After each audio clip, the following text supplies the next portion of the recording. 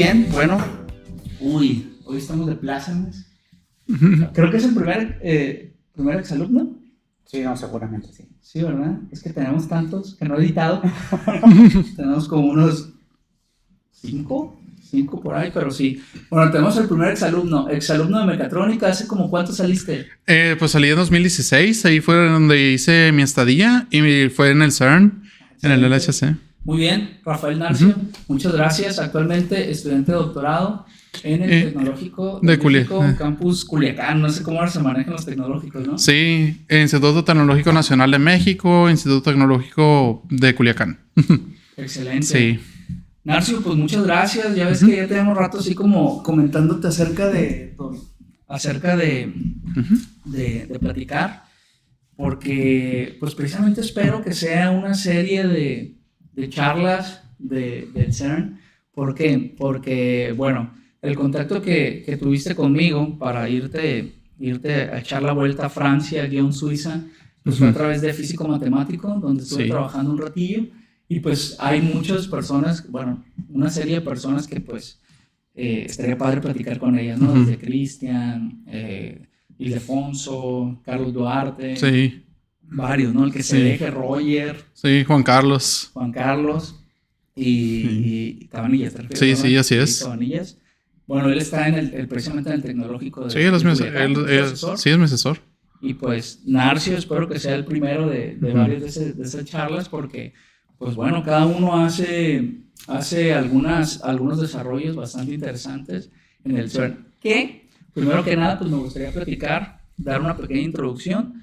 El CERN, por sus siglas en francés, Centro... Es la Organización Europea para la Investigación Nuclear, el Conseil Européen pour la Recherche Nuclear, algo así. Seguramente lo pronuncié mal, pero bueno. Seguramente nadie va a saber. Yo no me exactamente, la organización. Y pues dentro de la Organización Europea está uno de los experimentos, o en alguna bibliografía es considerado el experimento más importante de la raza humana, más caro, más grande, más todo de la raza humana, ¿no? Que es el Gran Colisionador de Hadrones, que básicamente es un anillo de 27 kilómetros de diámetro entre la frontera que comparte parte suiza, parte francesa. En promedio 100 metros bajo tierra, en algunos lugares creo que leí 40 y algo, en otros 100 y feria, porque está bajo de los montes Jura. Sí. Y cada experimento están en distintas partes del anillo, que es un anillo de 27 kilómetros de circunferencia.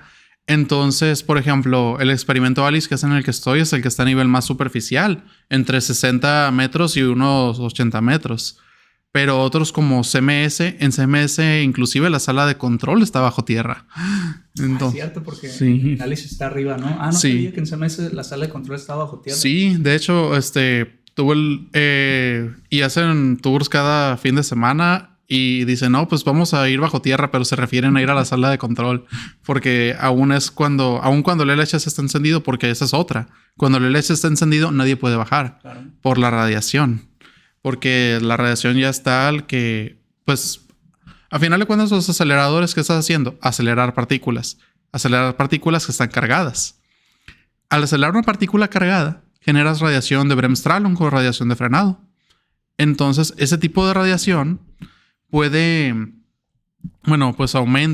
aumenta mientras más energía tengas la partícula. Y este es el acelerador que más energía da a las partículas.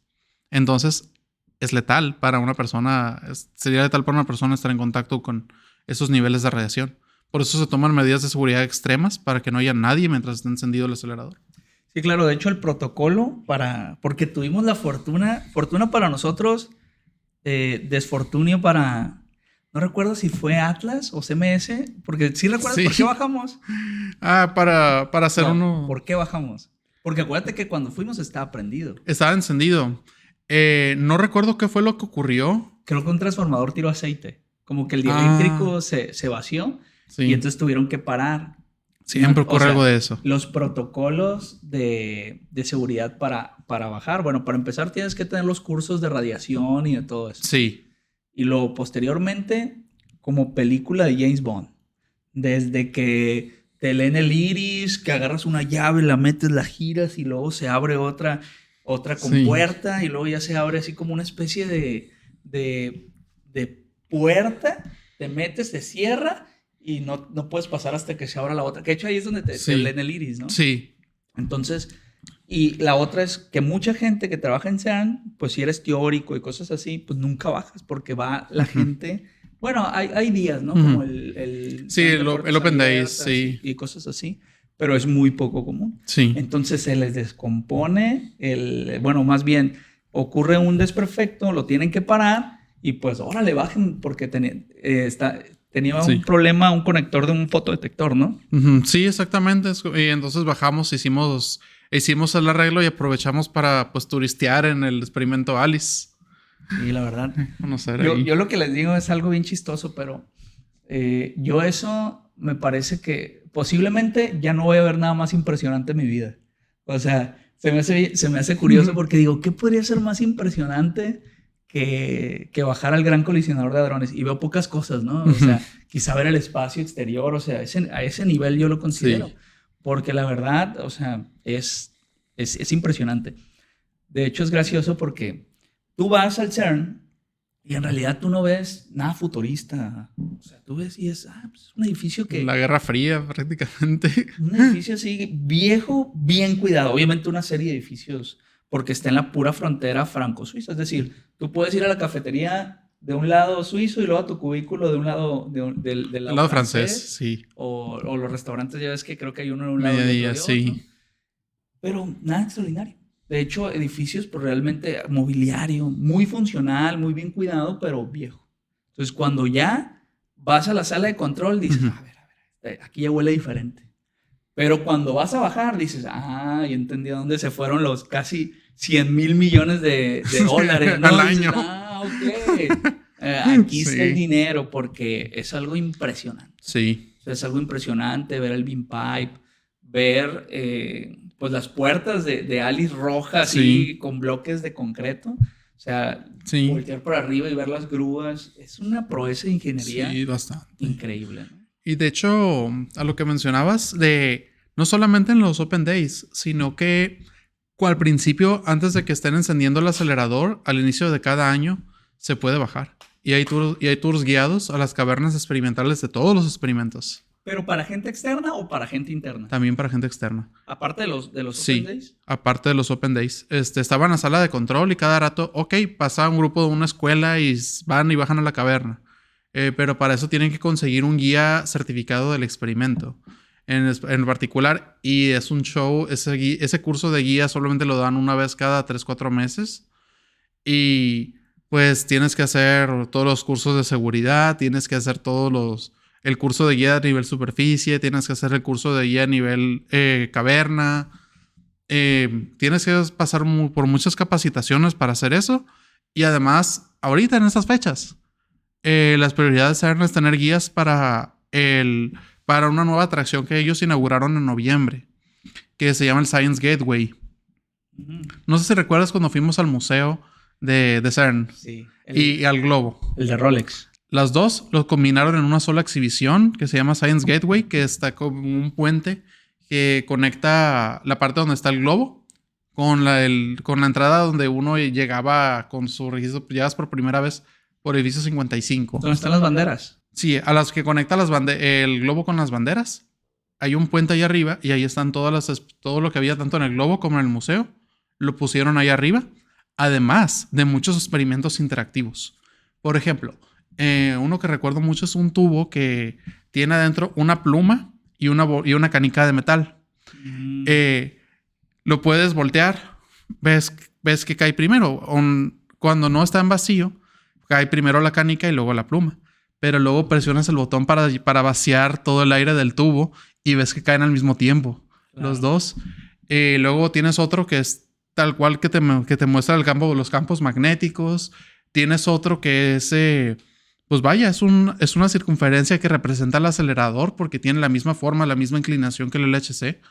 Y tienes como 4 o 5 puntos con magnetos, con una canica de metal y tienes que presionar unos botones de tal forma que justo cuando pase la pelota por un magneto, lo empuje y la acelera y pueda completar el recorrido. Y tienes ese tipo de experimentos que son bastante bonitos, aparte de otro que es una cámara, pero con distintas partes del espectro de luz, de la luz. Por ejemplo, te puedes poner, que te vea en ultravioleta, que te vea en infrarrojo, que te vea en color así normal, en el espectro de luz visible. Y también te muestra los diferentes astros y cuerpos celestes bajo esos diferentes colores. Sí, porque de hecho el museo, ¿cómo se llama la esfera esa? Tiene un nombre, ¿no? Ah, ya me acordé. No, pues te decía, el museo es el original, al que me tocó ir, que era de Rolex. Uh-huh. Bueno, que estaba patrocinado por Rolex. Una locura. O sea, entrabas y era así como del futuro, unas unas figuras así como muy redondeadas, como prácticamente Odisea al espacio, pero aparte proyectaban cosas ahí. Y ahí se veía como el Uh-huh. circuito de las partículas. No. Una de las cosas también más bonitas que he visto en la vida. O sea, estaba sentado y viendo eso e impactante. Ese lo quitaron. Más bien, lo que estaba ahí y lo que estaba en el microcosmos es lo que está ahorita en el... sigue entonces. No, el de Rolex es el globo. Ah, es cierto, ¿no? El microcosmos es el otro. El que está Sí, enfrente. el ¿no? que está enfrente. Los dos los fusionaron en una sola exhibición, que es el Science Gateway, y además pusieron experimentos interactivos. Órale, no, les recomiendo incluso que lo busquen en YouTube, se ve. Sí, de hecho, ahí el Science Gateway lo recomiendo bastante. Está hermoso como está. Además tiene un tesserato, y tiene una geometría tal que debido al material inteligente que tiene, con el movimiento, cambia de color y se dobla totalmente. Entonces nunca ves el mismo patrón más de una vez. Ah, muy bien, Narcio. Y pues, ¿qué andabas haciendo por allá? Esta vez me tocó, parte de ser estudiante de doctorado que tiene relación con CERN, es que uno tiene que tiene sus responsabilidades. Ok, tu tesis será publicada en la página de CERN, ok, pero para eso tienes que cumplir con una responsabilidad, con una cuota. Entonces, parte de eso es que tienes que trabajar en algo extra a tu tema para ayudar en uno de los detectores. Entonces, en los que estoy, como yo desde que fui ahí por primera vez estoy involucrado con el detector, primero el AD, que después en la siguiente mejora actualmente es FDD. Es el nombre de este detector. Ahora estoy involucrado con el grupo de FDD, que es parte del sistema FIT. Bueno, voy a explicar un poquito.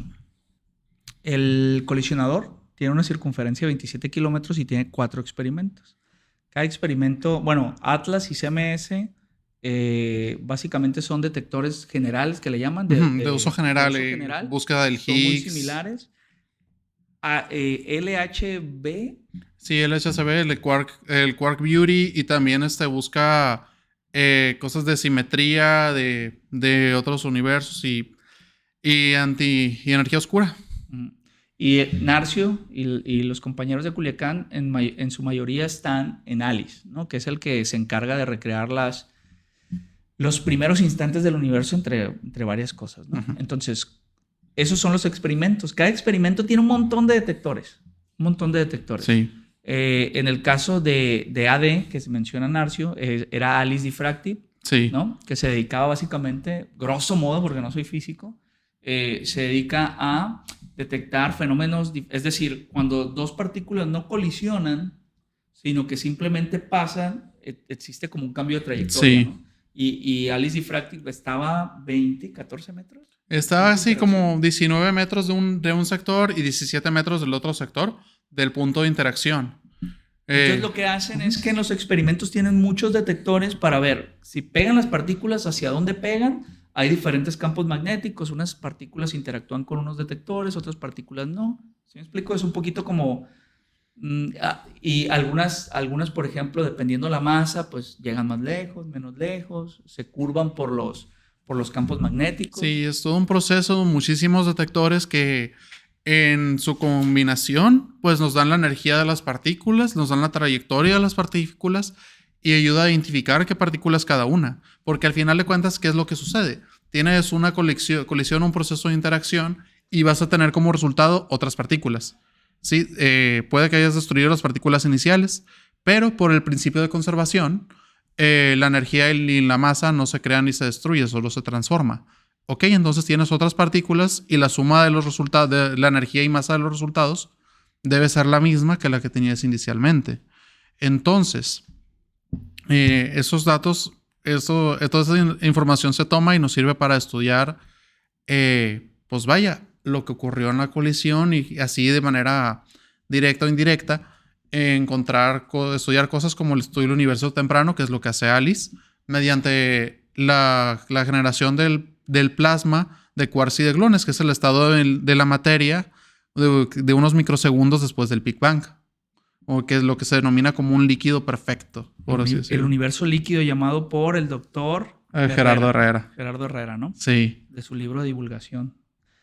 ¿Y qué estabas haciendo por allá entonces? ¿FDD también es de efectos difractivos? FDD es lo mismo. Ya está en el punto de interacción. Es lo mismo que AD, pero con otros materiales. ¿Otra geometría? No, misma geometría, otros materiales y la electrónica mejorada.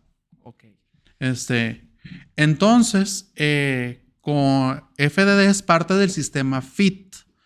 Que para esto hay otros 2 detectores que también hacen parte de difracción y también forman parte del trigger de Alice, que son FT0. FT0 que está hecho de cristales Cherenkov. Ese detector es muy pequeño y está muy cercano al punto de interacción. Este detector es el que nos dice la frecuencia a la que están colisionando las partículas en Alice. Okay. Es el que nos da la luminosidad y es la luminosidad que publica Alice para el LHC. Muy bien. Trigger es, bueno, es que sí, hay muchos términos así. Trigger es básicamente cuando es como de los detectores más rápidos porque te tiene que decir, hey, algo está pasando, toma la medición. Exactamente. ¿Correcto? Era eso. Punto de interacción es donde chocan las partículas. Se están acelerando al 99.90 y algo de la velocidad de la luz. Y el punto de interacción es exactamente donde chocan, ¿no? En cada experimento hay un punto de interacción donde están recabando datos que hay alrededor de cuántas colisiones por segundo, Narcio. ¿Algunas 10? Pues más o menos que es más o menos una colisión cada 25 nanosegundos. Ok, imagínate, entonces en un segundo, pues ahí, el universo, ¿no? Sí. Entonces hay muchas colisiones. Entonces el trigger tiene que decirte, tiene que ser muy rápido para decirte, hey, pasó algo. Sí, Pide, ¿no? Sí, y en este punto, muchos de los detectores, la gran mayoría, hacen continuous readout, lo cual significa no requieren este trigger, sino que todo el tiempo están tomando datos. Uh-huh. Pero hay detectores que sí necesitan que les des esta señal de disparo para que funcione, para que ahora sí que tomen datos en el momento que se requiera. Ahora, lo que yo estaba haciendo es que dentro me reúno con el grupo de FIT y yo soy parte del grupo de FDD, porque ya venía involucrado desde que era AD y de hecho fue parte de mi tema de maestría una de las propuestas que se tomó en cuenta para hacer FDD, que al final pues no se aplicó como tal, pero se guardó para otros diseños a futuro. ¿FIT qué es, perdón? FIT, las siglas significan Fast Interaction Trigger. Ah, ok. Señal de disparo de alta interacción. Sí, lo que pasa es que sí sucede, ¿no? La verdad, parece que hablan en chino, sí hablan en chino. No, usan muchas demasiadas acrónimos o siglas, ¿no? Demasiados. Entonces, básicamente AD era el anterior, que dejó de funcionar que en el 2010, no, fue en la pandemia, ¿no? Sí, fue antes durante la pandemia ya estaba este apagón técnico, por así decirlo, del LHC, que se estaban haciendo mejoras y todo esto. Como cuatro años. Y terminó en 2022. Entonces, desde 2018 ya no está AD. Y se estaba trabajando ya en otros...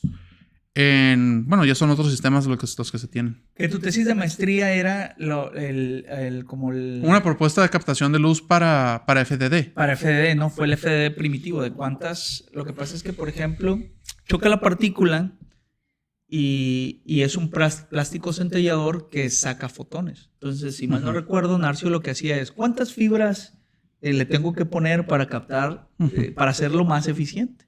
Entonces, pues ellos no lo pueden probar en ese momento. Entonces, tienen que hacer simulaciones, poner una fibra, 2 fibras, pues uno diría, no, pues ponle un montón, no, pero también si le pones muchas fibras, también quitas material que suelta fotones. Cuando llega a ser un punto en el que por más fibras que pongas ya no aumenta el número de fotones que está sacando.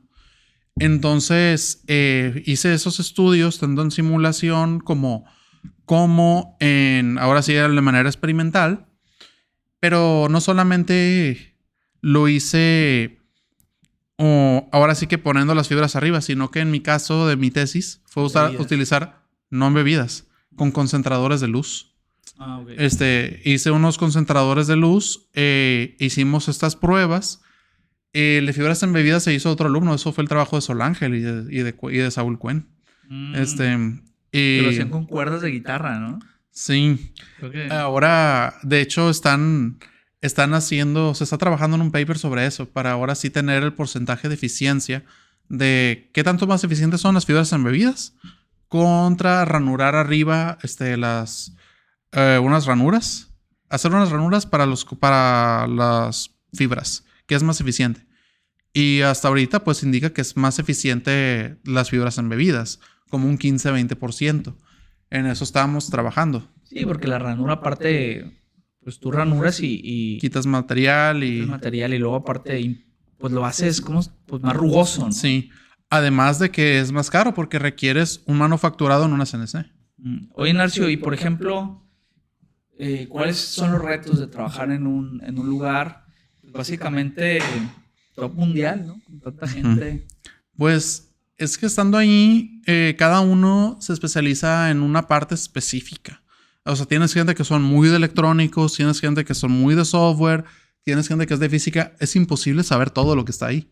Entonces tienes que saber a quién preguntarle sobre la duda que tú tienes. Entonces sacas la duda en las reuniones generales o en la reunión específica de software, en la reunión de control de detectores o en la de electrónica. Y pues ya, ok, es esto. Ok, a partir de ahí saca la explicación.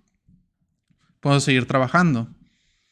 Entonces es saber con quiénes estás y no tener miedo de preguntar, porque al final, por ejemplo, una persona que lleva más de 20 años ahí le puede preguntar a alguien que va llegando pero que se especializa en otra cosa algo sobre el área de esa persona. Porque al final es perder el miedo de saber preguntar y acercarse a las personas. Además del idioma, pues, que hablar inglés para las reuniones que son entre todos. Sí. Están esos retos, además el acostumbrarse a la gran cantidad de acrónimos que hay. Y ahora sí que lo que me tocó hacer, pues estuve haciendo estudios para ver ciertas características de FDD en específico, qué tanto tiempo dura de recuperarse desde que llega una señal hasta que llegue la siguiente señal. Oye, Narcio, ¿y qué onda con los choques culturales? ¿Cómo te ha ido con eso? Pues bien dentro de lo que cabe. ¿Te diviertes o con quién más te cuesta trabajo relacionarte por las diferentes culturas? Es que es interesante. De hecho, por lo mismo me leí el libro que había comentado, The Culture Map, de Erin Meyer, que te dice, te pone, ok, te pone como 6-7 parámetros de diferentes culturas, de las culturas de diferentes países. Por ejemplo, ¿qué tan directos son? ¿Qué tan... si tienden más a la hora de negocios a ir directo al grano o a relacionarse más personalmente antes de ir al negocio? ¿Qué tanto? Entonces te pone diferentes parámetros de ese tipo y te das una idea de, ok, en estos aspectos se parecen más los chinos a los franceses y los japoneses a los alemanes que entre ellos dos, a pesar de estar muy cerca. Entonces, al ser mexicano, venimos de una cultura que evita el conflicto, venimos de una cultura que somos muy amigueros, venimos de una cultura pues que hacemos sobremesa, entonces es más... ¿Cómo evitamos el conflicto? Sí. Sí, somos considerados como que evitamos el conflicto. Sí. Ah, mira. ¿A diferencia de quién? Básicamente que con nosotros es casi tabú no estar de acuerdo con otra persona. ¿Sí? Sí, y eso sí es cierto. En comparación, por ejemplo, con los japoneses, que ahí es de plano tabú. Entonces, en Japón, los japoneses, para ponerse de acuerdo, se reúnen afuera en una parte de manera informal, así entre todos, y ya que es la junta general, ya hay un acuerdo. Entonces ya solamente es para darle formalidad al asunto. Y solamente hacen eso los japoneses. Órale. Y No, y es que los japoneses aparte también es otra cultura totalmente diferente a la nuestra. Sí. Entonces, y también hay otro asunto, por ejemplo, el contacto físico. Los asiáticos lo evitan completamente, es el extremo opuesto a nosotros aquí en Latinoamérica. Sí, no me acuerdo dónde había visto que, por ejemplo, para un japonés que tú le toques así el hombro, es una grosería. O sea, así de que, hey, es bien grosero. Sí. Sí, detalles de que te quedas. Y aquí, hombre, uno, cualquier cosa para andarse abrazando. Sí, exactamente. Exactamente. Entonces, me era más fácil a mí en general relacionarme con gente de la India, pero tenía que tener la consideración de lo del contacto físico. Y también con gente de China, porque también son muy buena onda, pero hay detallitos. Ellos están muy cómodos con el silencio, nosotros no. Nosotros no. Los chinos son muy silenciosos. Sí, puedes estar hablando con ellos y ellos no te van a decir nada porque para ellos están mostrando que saben escuchar. Ok. Para ellos es señal de respeto y que te están poniendo atención y que les interesa la plática. Guardar silencio y no responderte. Para eso es con los chinos. Para que hablen tienes que preguntarles. Órale. Si no, no te van a decir nada. Eso no sabía los chinos. Sí. Y te llevas muy bien con los hindús. Sí. De hecho, muchas veces me preguntaron si venía de la India. De hecho, sí. Algo que justamente decía Troncoso, alguna vez se lo escuché decir, dice, es que tú vas a Europa y si haces una falta, o sea, para empezar, antes de mexicano o todo, vas a ser indio, ¿no? Sí. Porque si nosotros pareciera que si traes un indio aquí, sí se ve diferencia. Pero si estamos allá, no es tanta, ¿eh? O sea, ya te das cuenta que no. Es cierto. No, inclusive estando allá, yo ya les estaba hablando estaba por hablarle al español a unas personas que eran de la India. No, y aparte, tú incluso que tienes la ceja más poblada y todo. Sí. Sí, exactamente. O sea, y yo estaba en una vez, como ahora me quedé en un hostel de CERN, en el Schumann. Estaba desayunando y yo de repente me hablan en un idioma que no entiendo nada. Y nada más volteo. Y pues me preguntan, y ya luego ya me preguntan que de dónde soy porque no le entendía lo que me dijo. No, pues yo soy mexicano. Ah, creí que eras de Pakistán igual que yo. Ya te había preparado desayuno, ¿qué le dices? Sí, si hablaras urdu te podrías hacer pasar como alguien de allá sin problemas. Igual los de la India me dijeron eso más de una vez. Y me han dicho eso y también una amiga de Bangladesh me dijo eso, que si no tengo algo de indio. ¿A poco? Sí. Sí, no, es que sí, el mexicano tiene muchos rasgos. Bueno, tú eres un poquito más blanco. Uh-huh. Pero los mexicanos morenos, pues sí parecemos. soleado. Sí parecemos del sudeste de Asia, de la India. Y por ejemplo, los que tienen más rasgos indígenas les dicen que parecen de Vietnam o de Tailandia. Es que fíjate, justamente estaba pensando eso. O sea, a nosotros nos conquistan los españoles. Pero los españoles, ¿quién los conquistan? Los árabes. Los árabes, ¿no? Entonces, pero Berberes. En realidad nuestro rasgo es más indígena. O sea, si nos parecemos más, yo creo que, o sea, tú ves un español y pues parece más europeo que a lo mejor un indígena ya mezclado con nosotros, y esa mezcla sí se parece a los árabes. Depende también de la región, porque si uno va a Andalucía, que yo estuve por ahí. No, sí, te paseaste, sí vi tu face, que anduviste como loco paseando. Sí, en Andalucía, pues tienen muchos rasgos de berber, del lado de Marruecos y también del lado árabe. Entonces, sí, son españoles, pero son medio morenos. Entonces, ok, tienen rasgos árabes y inclusive la música, el flamenco, sí se escucha medio árabe. Entonces, tienes ese lado y los árabes también fueron influenciados por el lado de Pakistán y de la India. La era de oro del Islam fue sobre todo de Pakistán y del lado musulmán de la India también. Órale. Y Al-Andalus y el Califato de Córdoba. Entonces tienes toda esa parte mezclada. Ok, tenemos esa parte de ellos. Nuestros indígenas vienen de ese lado porque vienen del estrecho de Bering, de la migración. Y encima tienes que estamos en la misma latitud que la India. En varias regiones. Aquí estamos igual de soleados. Sí. Estamos igual de soleados que los... Entonces estamos... Aquí Mazatlán está más o menos en la misma latitud que Calcuta. ¿A poco? Sí. Entonces tienes toda esa parte en común. Entonces, y además son países megadiversos en su geografía. Tienes gente de las montañas, tienes gente de la selva y así. Y también se repite el patrón. Norte de la India son mucho más altos que en el sur de la India y lo mismo en México.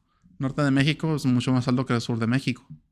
Sí. Ok. ¿Y ahí hay algún experimento, algún descubrimiento que a ti sea como tu favorito, así como que el que ese es el que más me gusta? Uh-huh. Pues me gusta Alice porque estoy ahí, pero pues ese es mi bias. Pero Atlas y CMS pues tienen mucho en su haber.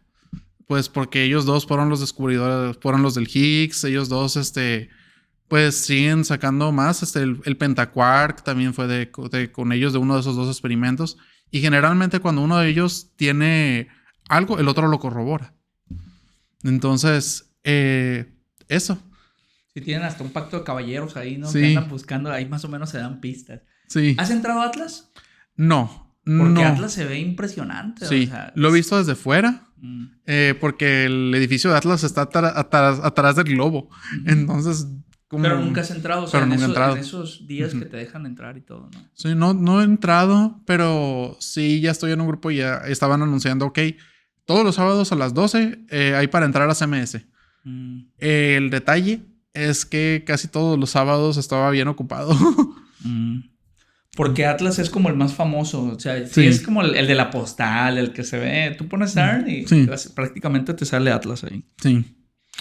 Sí, así es. Y es bien complicado como de repente aterrizar los experimentos. Algo que me llamó mucho la atención, por ejemplo, es que tú platicabas con gente que estaba ahí, ¿no? Ahorita ya Narcio pues ya es un experto de ALICE, de su detector y de todo eso. Y le preguntas, oye, ¿qué hacen? ¿Desde qué hace el otro experimento? El de al lado. Sí, o no, ni siquiera el otro experimento. ¿Qué hace el otro detector?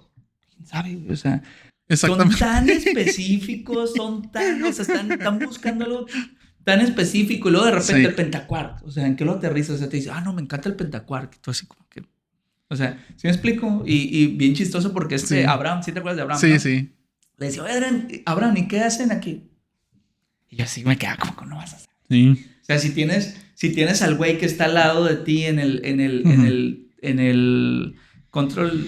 En el control room, en el control room, pues dices, ¿cómo no vas a saber? ¿No? Es como cuando estás en la tesis y el güey de al lado, pues a veces hasta sabes, te pregunta y todo. No, ahí no, pues porque son cosas tan específicas, tan de frontera, que tú estás bien metido en lo tuyo y el otro te quiere explicar algo y dices... Sí, o sea, a mí me quedó algo mínimo de los otros. Aprendí más o menos de, ok, la TPC es de gas, la TPC es lenta, pero es parte muy importante de ALICE porque es lo que da las trayectorias de las partículas. La TPC es otra etapa de detección. Sí, es otra etapa, está enorme y ese es de gas. Porque siempre estaba rodeado de gente, siempre había gente de la TPC en el control room.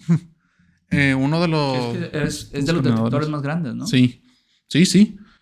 También cuando yo estaba en la control room, los roles que me tocó cubrir, porque ahora, ok, mencioné que estaba con el grupo de FIT haciendo este service task, pero también a las universidades que tienen un acuerdo de colaboración con CERN, se les pide cubrir una cuota de guardias en la operación del experimento. Entonces, en estas guardias hay 4 roles diferentes. Además están los que manejan todo, ¿no?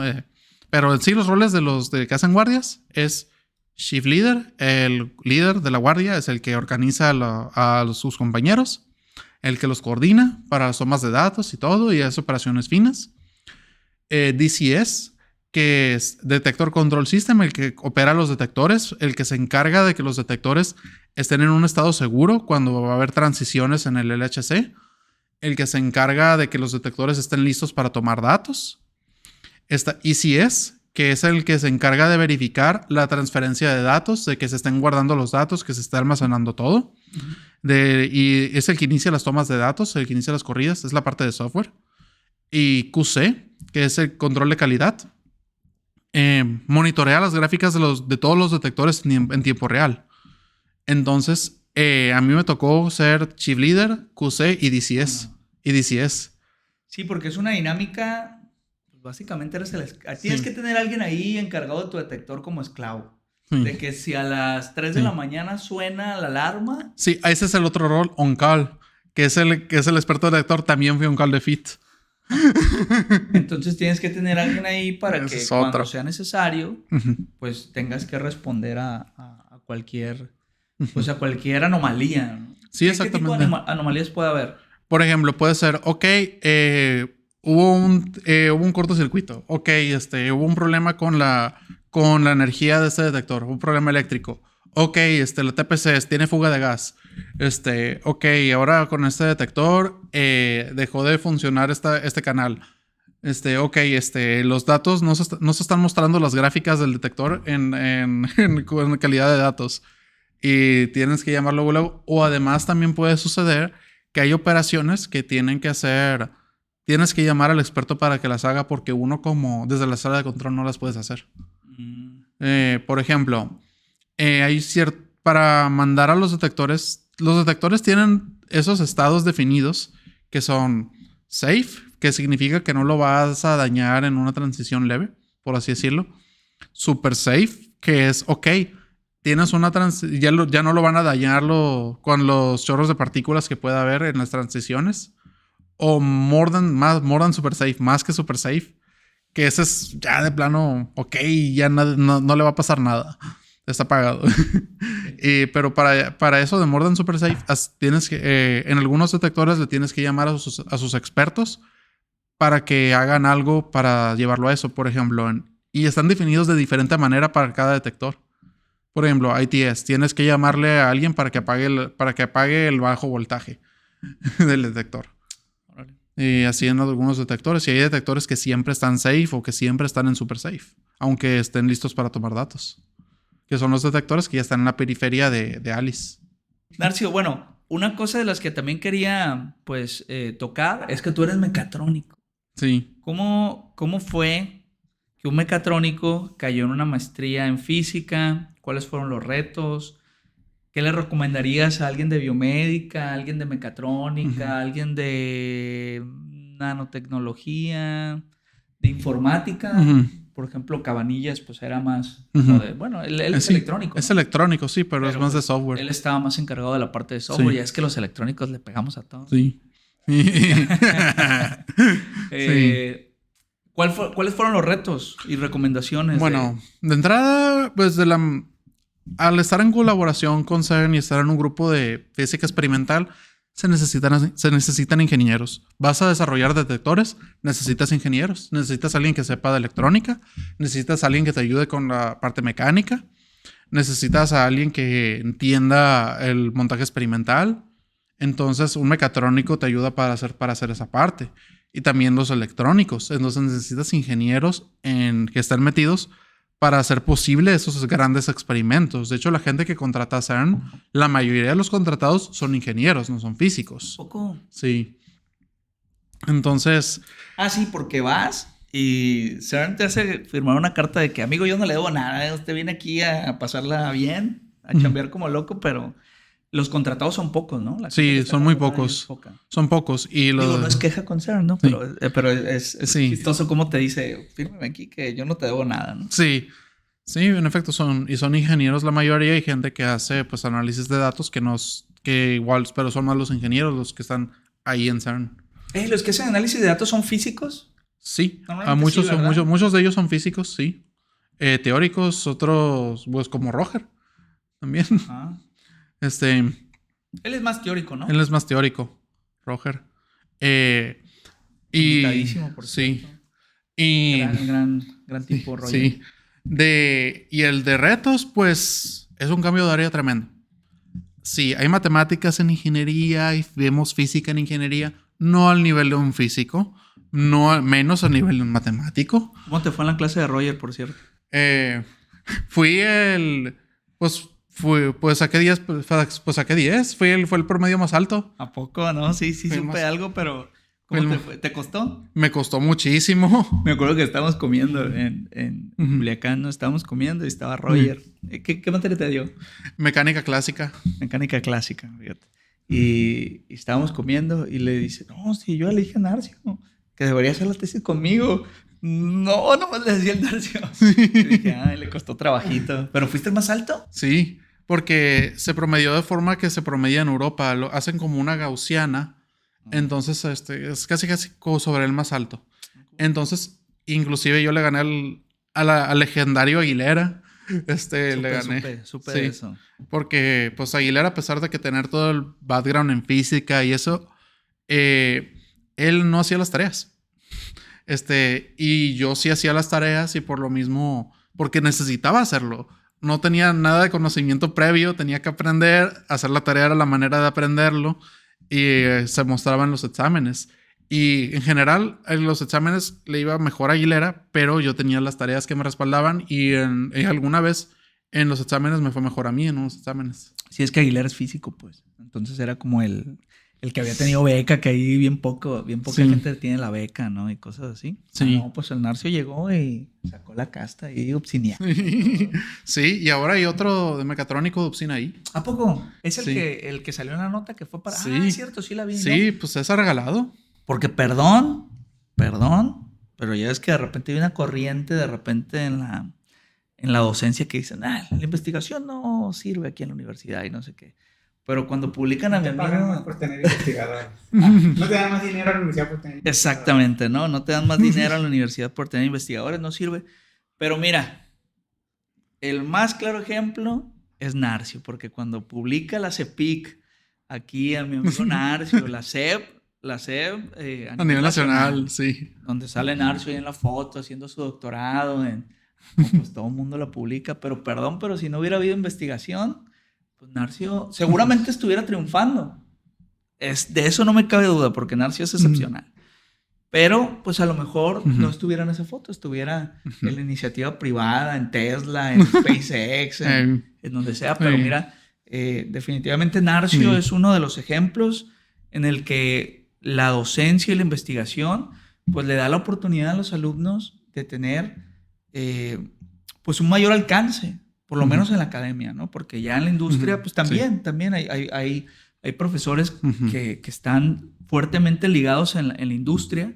En mi caso, la verdad, pues yo tuve la fortuna de conocer a Ildefonso, que fue el que me dijo, hey, algunos muchachos que tengas que sean muy buenos porque necesitamos, pues siempre, ¿no? En la parte del posgrado y todo eso se necesita gente nueva, sangre fresca.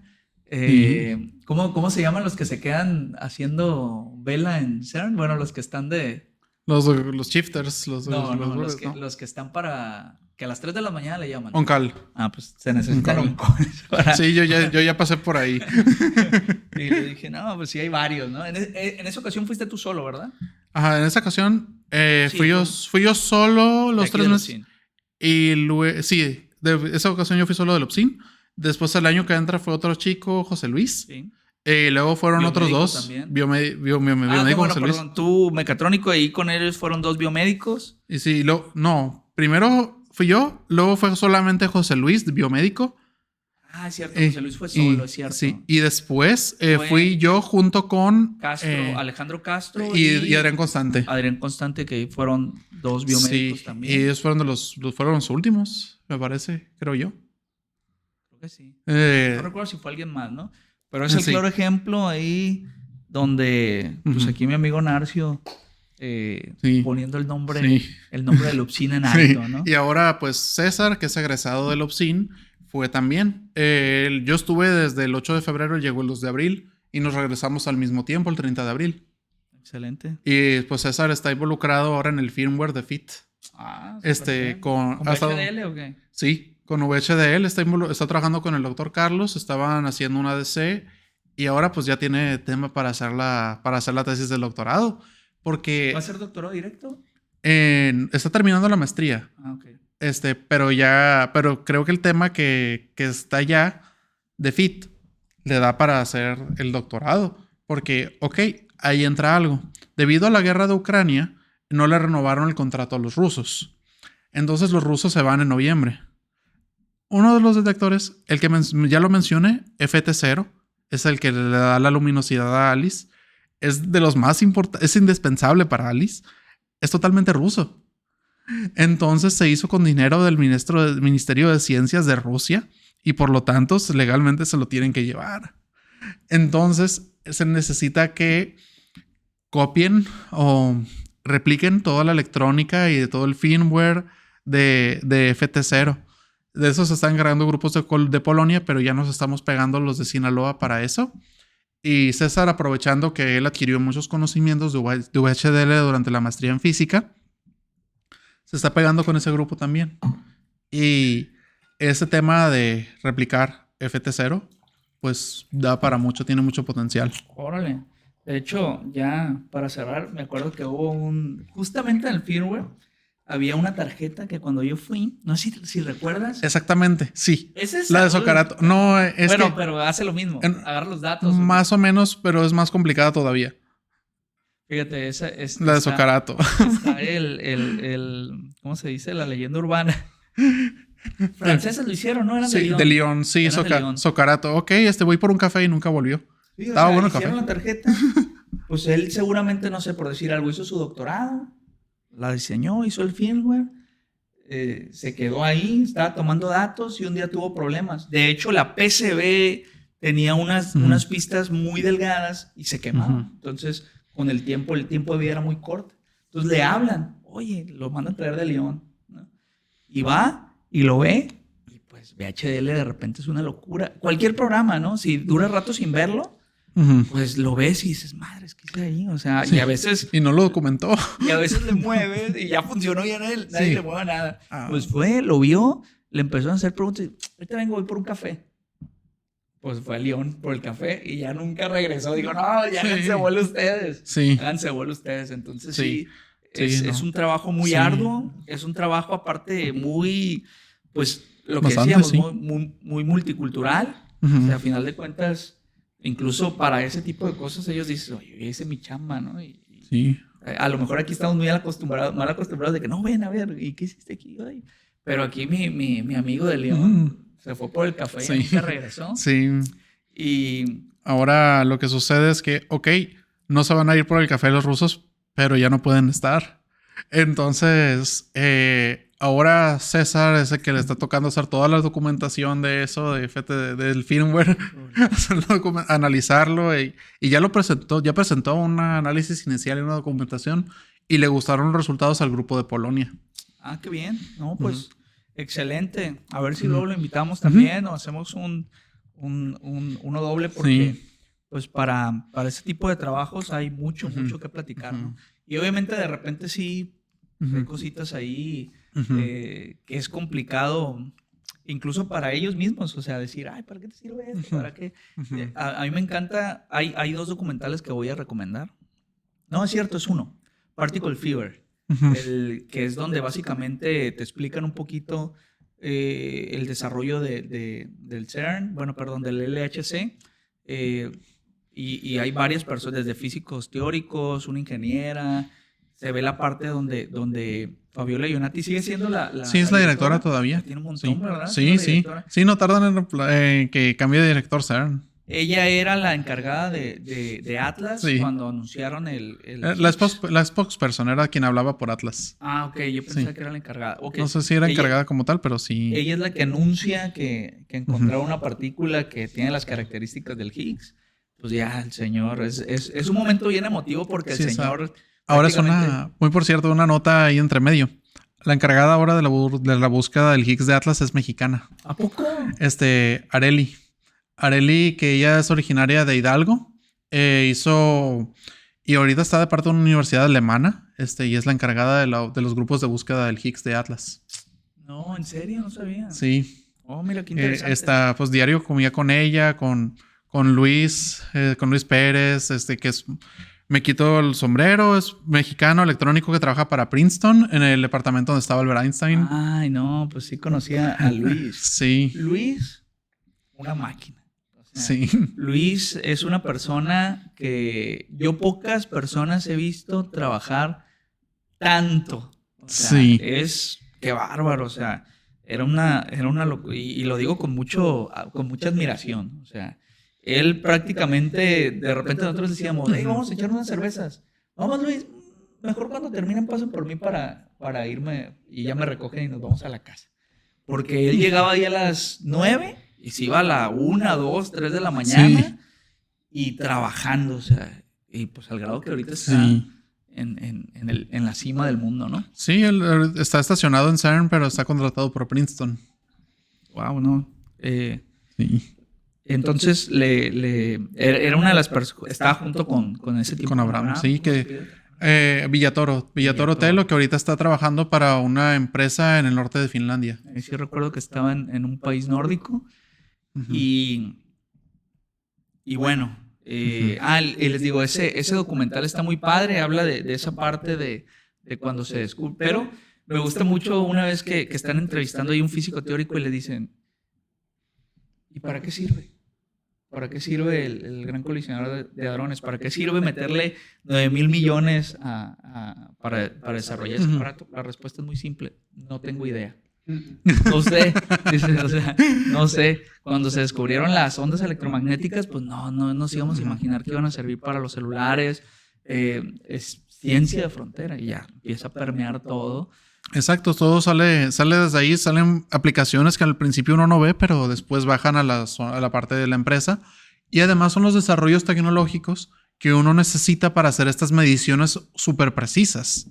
Ok, de ahí salió la tecnología recientemente para hacer las tomografías. De ahí salió la tecnología de las tomografías de positrones. Rayos X a colores. Rayos X a colores también salió de ahí. En el tiempo de la primera vez que fuimos estaba Intel porque había un integrado que... No recuerdo el nombre del integrado para hacer transferencia de datos. Sí. Una velocidad. Sí, no, ya tienen de terabytes, hasta de teras por segundo. Y además ahí fue el espacio donde surgió la World Wide Web. La WW salió de ahí. De ahí también salieron las pantallas touch. Y muchas cosas que han sido derivados de la investigación de ciencias de frontera del lado de CERN. De ahí la importancia de esas áreas. Muy bien. Narcio. Sí. Muchísimas gracias. Insisto, el primero, pero espero que no sea el último. Hay que echar la platicada, porque la verdad hay un montón de temas que podemos tratar ahí. Y sobre todo hacer la invitación a los compañeros de Culiacán, porque pues cada uno de ellos, desde Cristian creo que estaba... En aceleradores. Estaba en la parte de la fuente, ¿no? Pues es parte del equipo que diseñó e hizo el INAT 4, que es la fuente de partículas del LHC actualmente. Carlos, que hace la parte de instrumentación para los detectores. Roger, que se dedica más a la parte teórica. También le mandé mensaje a Podesta. Entonces, pues bueno, Narcio, no me queda más que agradecerte también, Bay, por los souvenirs ahí que trajiste. Muy bien. ¿Algo más? Pues, gracias por venir. Gracias, de nada. Sí, como dice Arturo, que no sea la última. Sí, bueno, pues de nada. Muchas gracias. Nos estamos viendo. Nos vemos. Vamos. ¿Ya se cortaron?